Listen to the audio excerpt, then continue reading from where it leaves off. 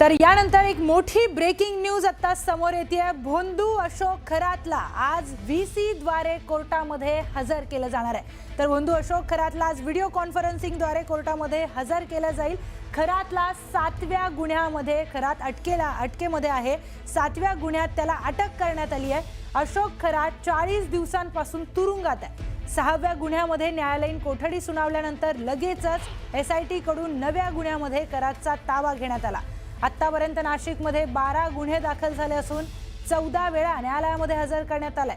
पीडितांना गुंगीकारक पदार्थ दिल्याचा आरोप खरातवर करण्यात आलाय।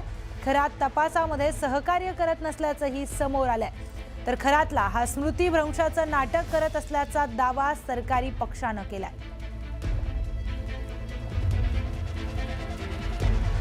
तर खरातचे व्हिडिओ हे एसआयटीच्या हाती लागल्यामुळे त्या विरोधातला कारवाईचा फास आवळला गेलाय। पण एवढंच नाही तर खरातच्या हात चालाखी करून चमत्कार करत असल्याचे दावेही करत होता।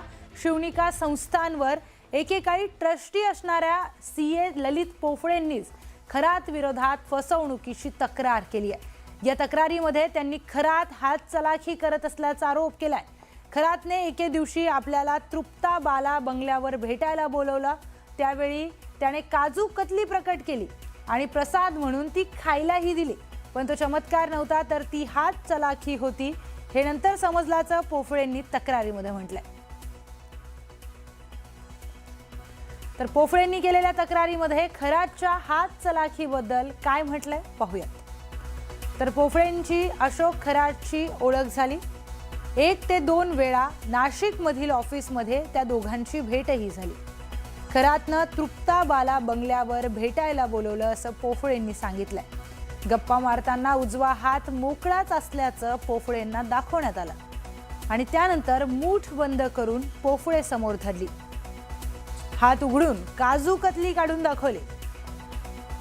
तर काजू कतली यानंतर प्रसाद सांगून खायलाही दिली।